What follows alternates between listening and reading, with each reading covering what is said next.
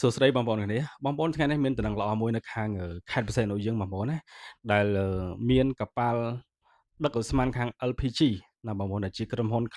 តេឡារបស់ខ្មែរយើងណាបងប្អូនណាដែលផ្គត់ផ្គង់ក្នុងស្រុកយើងឥឡូវនេះគឺបានចូលជើងទី1ហើយមកខាងក្រុងបរសៃអនុបងប្អូនមកចូលខាងស្ថានីយ៍បូមប្រេងណាបងប្អូនណាហើយសម្រាប់ប្រេងសាំងដូចជាខាងក្រុមហ៊ុនកាល់តិចក៏គាត់បានដឹកចូលមកដែរបងប្អូនណាហ្នឹងហើយដឹកចូលមកដើម្បីចូលចតនៅខាងស្ថានីយ៍បូមប្រេងនៅខាងក្រុងបរសៃអនុយើងបងប្អូននេះគឺជាតំណែងល្អមួយបងប្អូនសម្រាប់ប្រជាពលរដ្ឋខ្មែរយើងណាដែលកង្វះខាតឧស្ម័ន LPG ណាបងប្អូនដែលរាជរដ្ឋាភិបាលគាត់ប្រឹងប្រែងណាបងប្អូនដើម្បីចរចាទាំងក្នុងស្រុកនិងក្រៅស្រុកដើម្បីតំណែងការទិញឧស្ម័នហ្នឹងដើម្បីមកផ្គត់ផ្គង់បងប្អូនប្រជាពលរដ្ឋខ្មែរយើងណាបងប្អូនហើយបងប្អូនដឹងហើយគឺកង្វះខាតនេះគឺបង្កមកពីសង្គ្រាមនៅលើសកលលោកបងប្អូននៅខាងមជ្ឈិមបូព៌ាដែលប្រទេសអ៊ីស្រាអែលប្រទេសសហរដ្ឋអាមេរិកប្រយុទ្ធគ្នាជាមួយនឹងប្រទេសអ៊ឺរ៉ង់ណាបងប្អូនបណ្ដាលឲ្យច្រកសមុទ្រហូមូសគឺបានបិទដែលច្រកសមុទ្រហូមូសគឺជាច្រកសមុទ្រដ៏សំខាន់មួយសម្រាប់នាំប្រេងចេញចូលមក80%សម្រាប់ចូលមកខាងអាស៊ានយើងបងប្អូនសម្រាប់ប្រើប្រាស់ដោយតំបន់ដឹកប្រេងឆៅគឺជាតំបន់អន្តរជាតិតំបន់ក្តៅណាបងប្អូនឥឡូវគឺបានបិទគឺធ្វើឲ្យវិបត្តិសកលលោកតាំងតំណែងនាំចេញចូលតាំងវិបត្តិប្រេងវិបត្តិឧស្ម័នគឺសឹងតែមជ្ឈមបូព៌ាមកគឺបណ្ដាលប្រទេសនេះគឺកង្វះខាតច្រើនណាស់បងប្អូនណាហើយកង្វះខាតហ្នឹងមិនមែនមានតែខ្មែរយើងទេបងប្អូនដូចជាប្រទេសលីបង់ប្រទេសស្រីលង្កាវៀតណាមប្រទេសឥណ្ឌា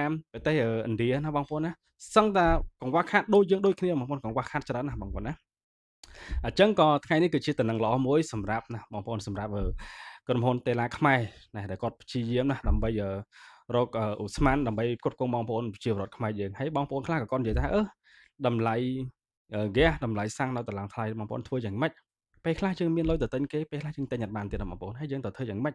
ណាកង្វះខាតនៅលើសកលលោកបងប្អូនត្រូវតែទទួលយកធ្វើម៉េចបើសិនជាប្រទេសអឺរ៉ង់ជាមួយនឹងប្រទេសសហរដ្ឋអាមេរិកជាមួយប្រទេសអ៊ីស្រាអែលបើសិនចរចាគ្នាបញ្ចប់សង្គ្រាមនៅខាងមជ្ឈិមបូព៌ាអ្វីៗវានឹងចប់ណាបងប្អូនតម្លៃប្រេងសាំងតម្លៃឧស្ម័នវានឹងវិលត្រឡប់មកដូចដើមវិញណាបងប្អូនណាអញ្ចឹងបងប្អូនមិនអាចដាក់បន្ទុកទៅលើអ្នកណាបានទេព្រោះក្នុងដំណាក់កាលនេះគឺកង្វះខាតសឹងតែនៅលើពិភពលោកមិនមែនមានតែយើងមួយទេណាបងប្អូនណាហើយ